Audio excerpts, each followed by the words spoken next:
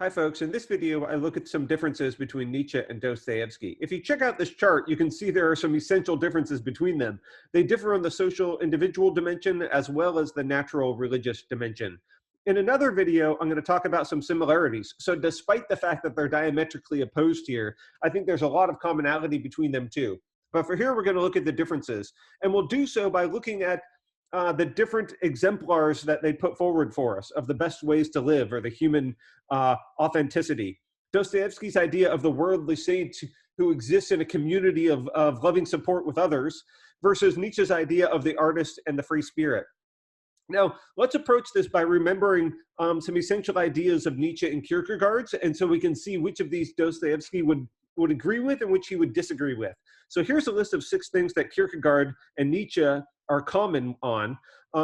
Pause your videos and think through each of these and decide for yourself if you think Dostoevsky would agree with them on it or whether or not he would disagree. Okay, that was your chance to pause your videos. I think Dostoevsky would actually take issue with either 2 or 3 of the things on this list. He would clearly reject their radical individualism. Dostoevsky does not think that you can find individual fulfillment and reconcile yourself to existence, heal your soul in Dostoevsky's terms, without a community of loving support of others. You cannot have the radical individualism of Nietzsche and Kierkegaard. Also, I think there's ways in which Dostoevsky's view goes along with morality and traditional universal concern. If there's an essential role for social connections on Dostoevsky's view, the social is the natural realm of the ethical on many of these views. And unlike Nietzsche's command to transcend all values and make our own values, there's no thread of that in, there's not the same type of thread there in Dostoevsky. So concern for others that's required for this kind of mutual Dostoevskian acknowledgement really is naturally understood as a deeply ethical concern.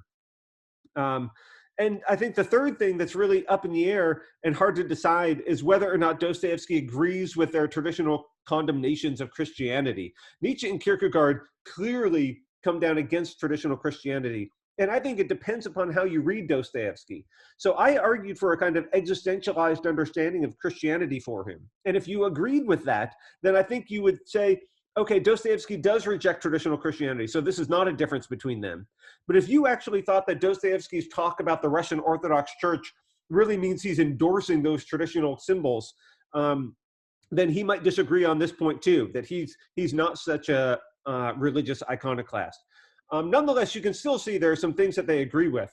The deeply personal nature of philosophy and our need to find meaning in the world, and against the ascetic ideal.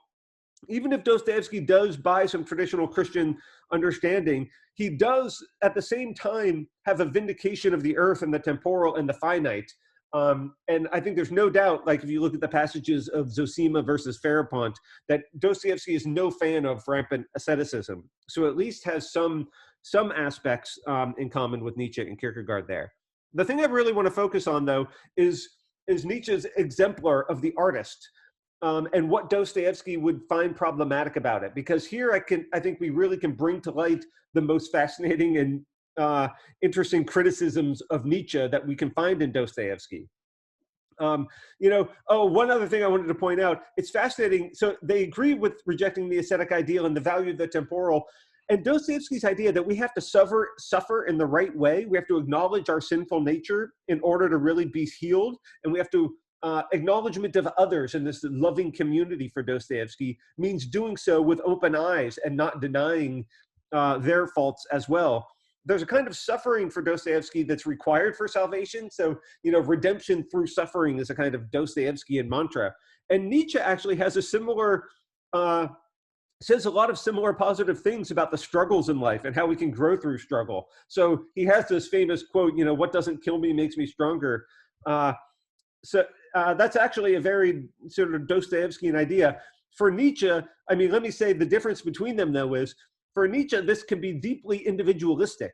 So an individual seeking meaning on their own can have this kind of sense. But for Dostoevsky, this right type of struggle is going to be the one that involves a kind of public acknowledgement of one's struggle and suffering. That's the suffering that actually leads to salvation for Dostoevsky.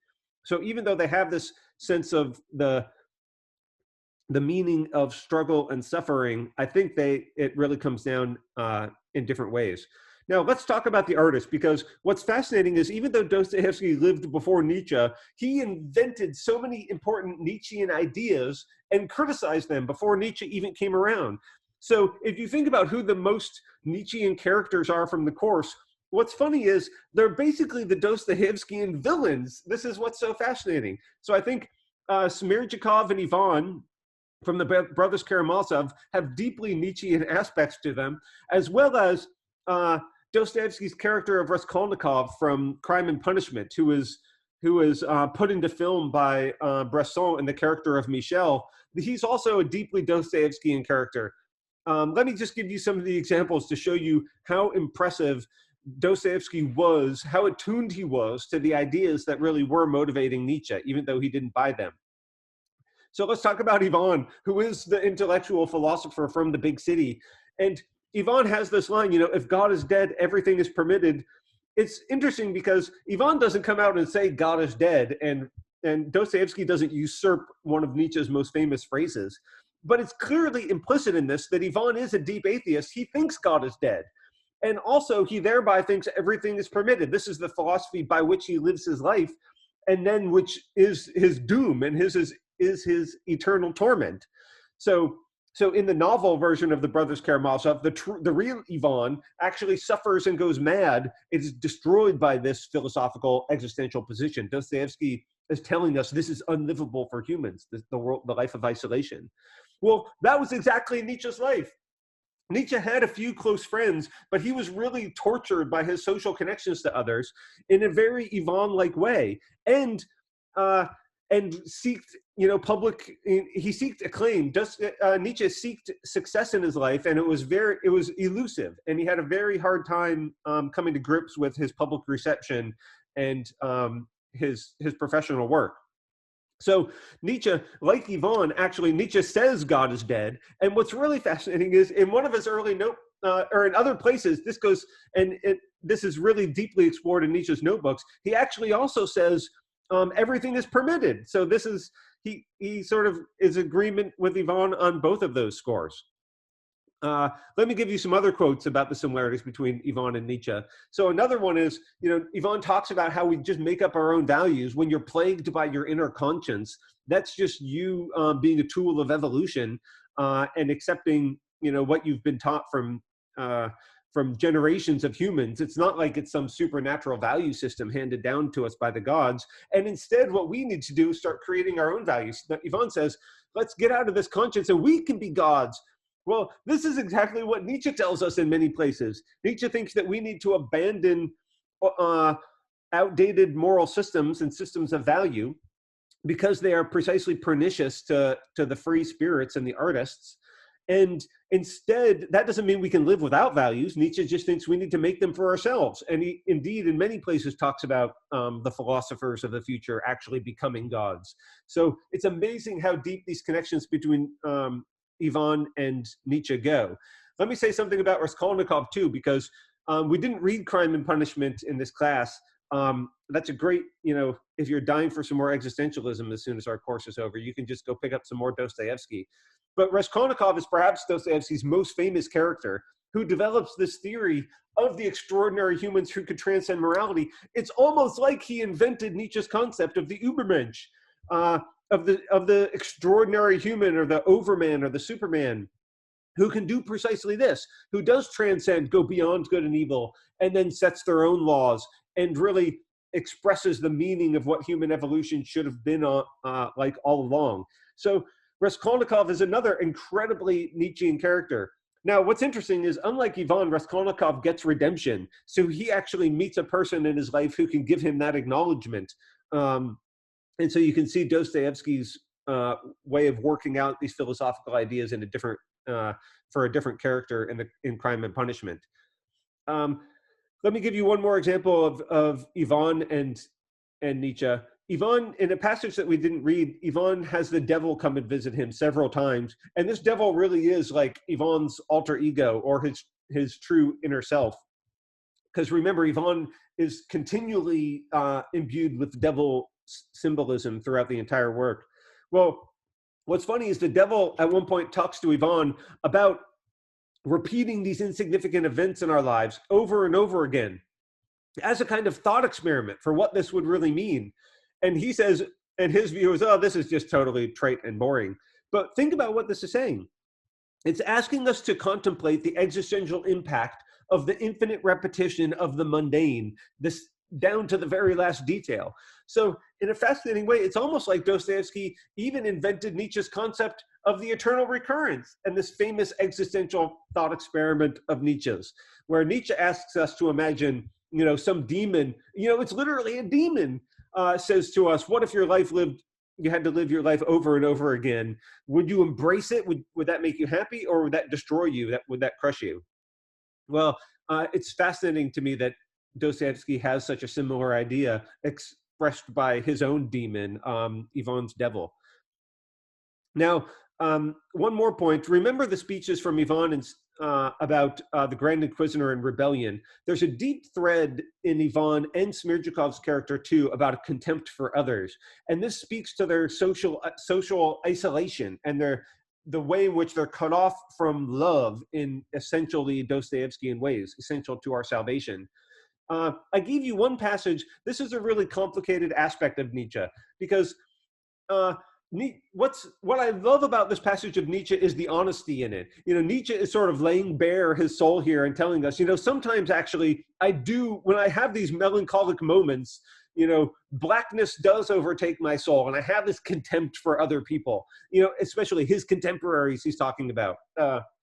What's interesting here is in many places, Nietzsche speaks precisely against this kind of attitude as a type of resentment. And he says we shouldn't even pity others. We need to just create our own values and be positive yes-sayers. So this is Nietzsche actually being honest that he's not always the complete, positive yes-sayer in his own life. And this goes along with the passages in The Gay Science from the preface, where Nietzsche talks about engaging in all these different views. He's coming, remember, out of a period of convalescence. He's coming well again. So Nietzsche is admitting, in sort of a Dostoevskian way, his sinful nature, that he also has dark thoughts about others. He is not always the positive yes-sayer, but he has moments of no-saying and negativity. And it's precisely his ability to get well again, to have gone through that process in order to learn from it, that informs his philosophy. And the preface sections to The Gay Science, I think, are really talking precisely about this kind of moment.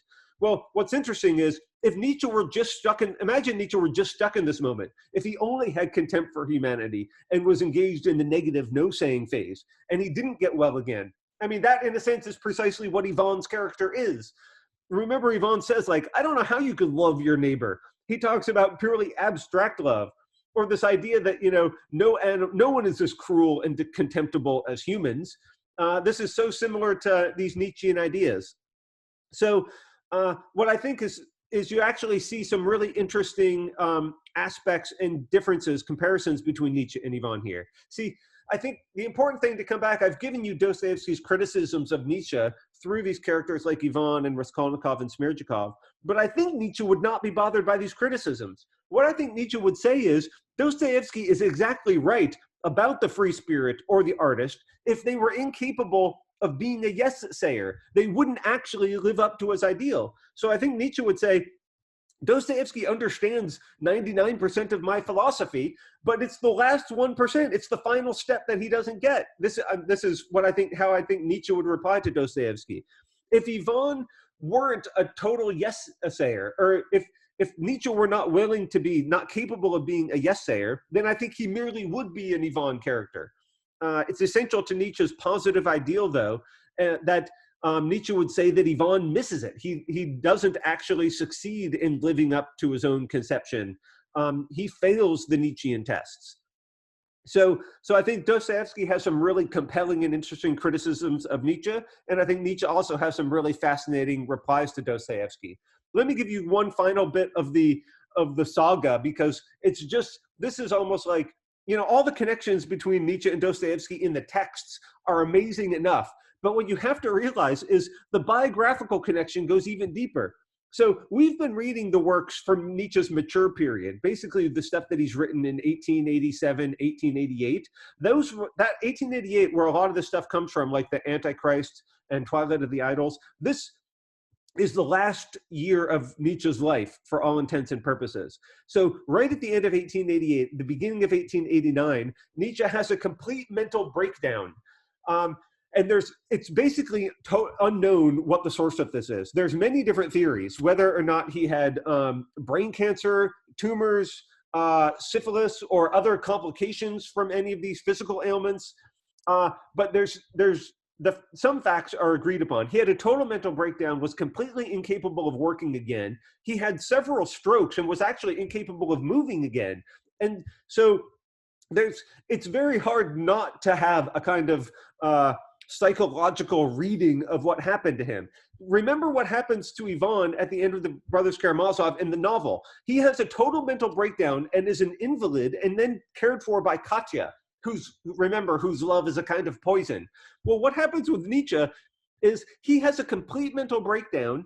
It's so Ivan-like, and he becomes almost comatose for the rest of his life, and he lives another decade, but he is bedridden for almost all of it, and he is cared for by his sister, who is this completely devil figure. So it is almost like it is Ivan and Katya living out the final days. I mean, if Dostoevsky could have known Nietzsche and could have seen these events worked out, I think he just would have had his mind blown. It would have been incomprehensible to him how prophetic the Brothers Karamazov was. I mean, what's so vile about his sister? So there's something else you really need to know about Nietzsche's legacy, which was Nietzsche was taken up later on by the Nazis as sort of a philosopher of the master race. And let me tell you, if you're not aware of this is a complete and horrific use and misappropriation of Nietzsche's philosophy. Nietzsche was actually very much against German nationalism. He was, anti-Semitism was very big in the 1880s, just as much as it was in the 1930s in Germany. So Nietzsche was well aware of national German anti-Semitism, and he was deeply critical of it. So I'm not saying Nietzsche didn't have his own deep problems. Nietzsche was deeply sexist and patriarchal, and maybe he actually does engage in generalizations about people from national origins, and says some questionable things about Jewish people too. But he was deeply critical of German anti-Semitism. Well, his sister was not of the same type. His sister married an anti-Semite, and Nietzsche totally broke with her, and Nietzsche would have none of it and was deeply critical of her sister's husband. But his sister was a National Socialist. She was basically a pre-Nazi before the Nazis even existed. And she then, twisted his notebooks and put them out in a way to try to develop and make him a philosopher of the Nazis and the nationalists and the German National Party. So she was really the vehicle for this gross misuse and misunderstanding of his philosophy. And in some ways, it's sort of this, tragic irony that she did and twisted his works in ways that precisely he didn't want. So this is just the final page on the comparisons between Nietzsche and Ivan. This amazing biographical event at the end of Nietzsche's life that is exactly Ivan-like is just the final fascinating part to the story. Okay, thanks.